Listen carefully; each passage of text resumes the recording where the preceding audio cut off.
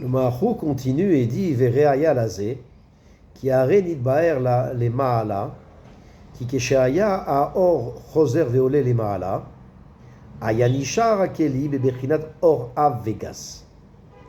Il nous dit que le fait qu'on a une preuve que les Netzutsim, ceux donc qui se sont mélangés avec les Kelim, des Akudim, déjà il y a eu une naissance des Netzutsim avant, parce qu'on a expliqué avant que au début dans Olam HaAkudim, alors le Or Zach donc était Mechoubar avec le Or Av, était lié, le Or Zach était lié avec le Or Av, le Or Av représentant la potentialité de création de Kélim. Et lorsque le Or Zach, comme on a dit, remonte, alors reste en bas le Or Av, qui représente donc, comme on a dit, Koach HaKeli, potentialité de Kéli, qui est le Or Av et Gas. Donc c'est le fameux Or épais. Et le Maharu ajoute que, donc rapportant le Sha'ar HaKdamot, et dit que on peut même dire que en réalité tout ça c'est une seule chose, c'est-à-dire les Orot Avim et Gassim, c'est-à-dire les lumières épaisses qui restent en bas au moment de la remontée du Or Zach, c'est-à-dire que ils sont eux-mêmes des Nitzutsim qui descendent en bas par l'intermédiaire du Or Areshimu, lequel rencontre le Or à Choser. Et en réalité, il faut comprendre comment c'est possible de dire que les Orot épaisses qui restent en bas sont les Nitzutzim, sont les étincelles, les Nitzutzot. Les Orot Avim, les Orot épaisses, déjà donc sont au moment de la Istalkut des Orot, sont restés des en bas, et les Nitzutzot donc sont fabriqués uniquement, comme on a dit après, lorsque le Yored, le Or Achoraim, c'est-à-dire lorsque la lumière remonte, il y a donc la lumière donc à une Ehara par l'arrière, et donc comment, et avec le Or Rishimu par la rencontre, il y a les Netzutzot. Donc, il faut dire comme ça, c'est que en réalité, c'est évident que au moment de la Istalkut des Orot Zachim en haut, reste les Orot Avim en bas. Mais, à partir du moment où, après, il y a une Betisha entre le Or Achoraim à Yored, c'est-à-dire donc le Or Mibrinat Din, avec le Or Reshimu qui monte, donc qui représente Rachamim, à ce moment-là, c'est possible de dire que cette Betisha entraîne que soient créés les Netzutzot à partir des Orot Avim eux-mêmes. Et donc, on peut dire, c'est ça qui décrit que les Orot Avim sont eux-mêmes Netzutzot, c'est-à-dire que d'eux sont créés les Netzutzot. Des Orot Avim sont créés les Netzutzot. Et donc, lorsque il y a la Aka'a entre le Or Areshimu et le Or Achoraim. Maintenant, on peut poser une question sur le Maharu et dire, mais si il y a une Betisha entre le Or Reshimu et le Or Achoraim, à ce moment-là, avec ça, on peut être simplement créer les Netzutzot. Donc il suffit simplement de cette Betisha pour que soient créés les Netzutzot. Alors, quel est le rôle dans ça de Or à Av? Et donc c'est pour ça que il faut dire que il y a Netzutse, il y a deux notions. Il y a ce qu'on appelle Netzutse Orot, né de la Akaha, de Or à Choser et Or à Rishimu, et Netzutse Kelim.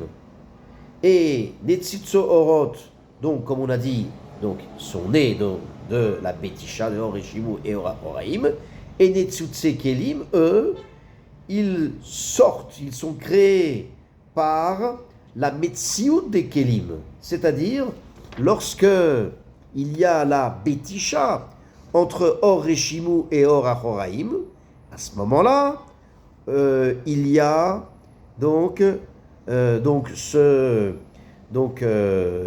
est placé le Or Av, et à ce moment-là, ça entraîne la naissance des Netzutzot Kelim à partir du Or Av. Le Marou continue et dit Venatril les Faresh Aïnian. Donc on va expliquer le sujet.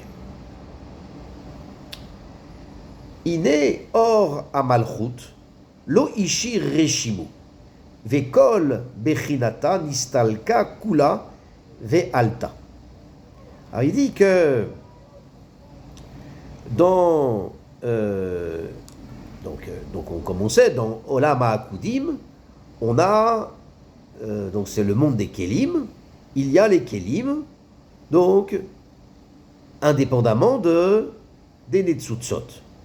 Et il faut savoir que de Keter, de la sphira de Keter jusqu'à Yesod,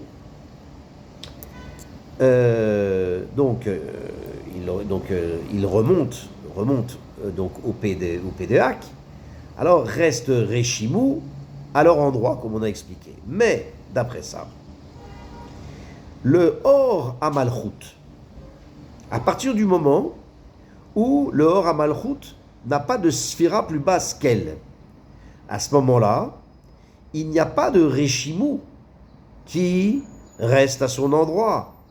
Et toute la notion de Malchut, donc elle est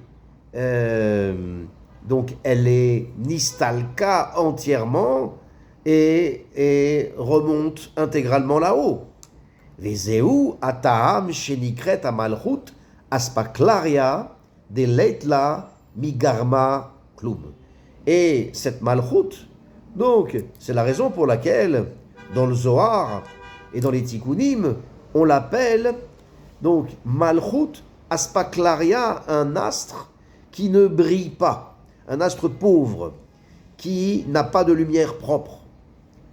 C'est-à-dire, qui lo ishirba shum roshem.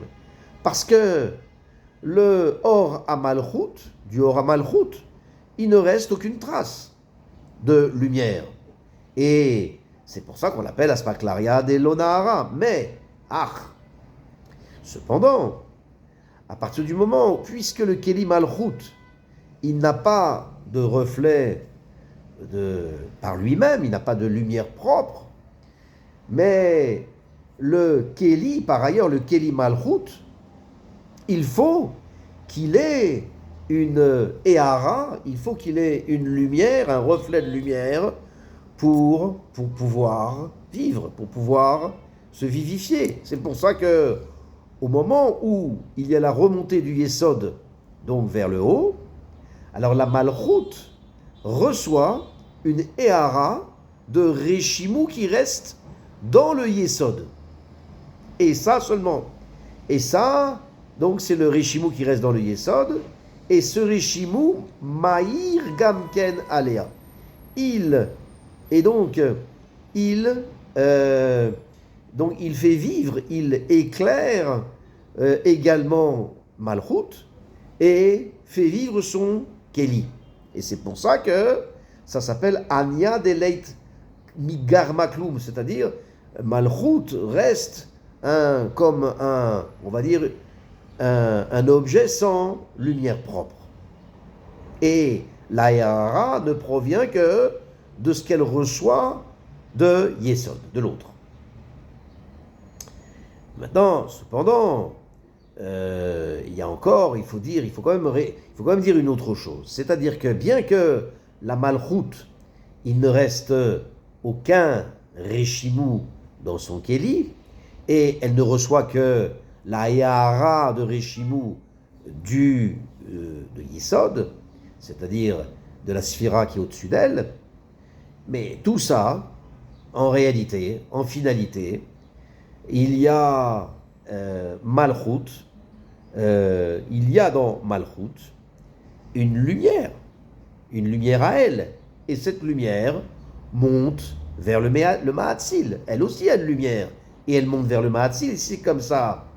Pour quelle raison le Kéli de Malchut s'appelle chez Leitle Migarma Klum on va dire comme un astre qui n'a pas de lumière. Et c'est pour ça que le Maharu va ajouter une précision. Od yeshta amacher el aniskar veu.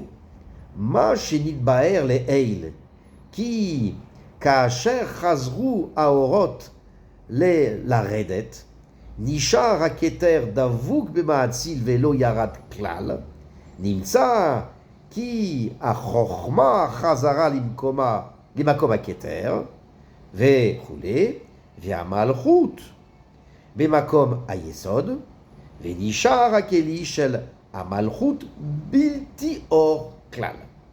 Alors, qu'est-ce que nous dit le Maharu? Il nous dit que la Malchut, donc, on sait qu'elle s'appelle Aspaklaria, Sheina, Meira, des Leitla Migarmaklum. Et ça, c'est expliqué plus haut que après que toutes les orotes soient montées en haut, vers Pédéac, alors sortent de P de Ac, ces lumières, donc une deuxième fois. Et à ce moment-là, lorsque elles sortent une deuxième fois, donc en descendant, alors à ce moment-là reste le or de Keter dans le P de Ak. C'est-à-dire, il reste accroché, accolé au Mahatzil. C'est-à-dire, le Or à Keter ne redescend pas. Velo Yarat Klal, il ne redescend pas. C'est seulement les 9 Orot, c'est-à-dire de Chochma jusqu'à Malchut, qui, on va dire, descendent une deuxième fois. Et le Or à Malchut descend à l'endroit de Yesod, donc chacun donc avec un cran différent. Donc le Or à Chochma va se placer dans le Or de Keter, et ainsi de suite, donc jusqu'à ce que le Or à Malchut descende et se place dans le Or à Yesod. Et le Or à Yesod descend dans la sphira qui est au-dessus d'elle, c'est-à-dire dans Od, et ainsi de suite, donc, jusqu'à, pour toutes les sphirotes. Mais en tout cas, le Or à Keter reste au Mahatzil, reste en haut. Et donc, qu'est-ce qui résulte de tout ça? C'est que le Or à Chochma ne descend pas dans Chochma, comme on l'a dit, mais il descend, il revient dans le Kélit Keter. Et donc, comme on a dit, le Or de Bina revient dans le Kélit de Chochma, le Or de Chesed revient dans le Kélit de Bina, et ainsi de suite.